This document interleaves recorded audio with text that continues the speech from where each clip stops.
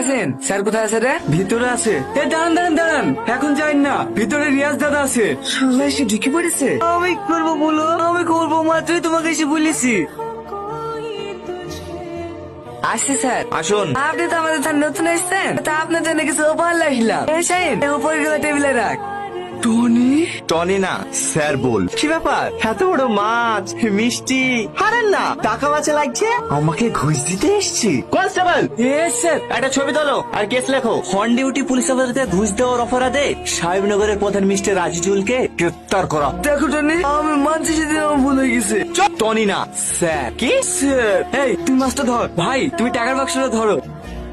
Constable, ইচ্ছা করলে তোকে এক্ষুনি 3 বছর লেগে জেলে ভরে দিতে পারতু, কিন্তু আমি তোর মতন অমানুষ না। সবাইকে ভালো আর একটা করে সুযোগ দিই, যা তোকেও দিলাম, পারলে সুযোগটা কাজে লাগা। যাও গাড়ি বের করতে বলো, রাউন্ডে বেরাবো। ঠিক আছে স্যার।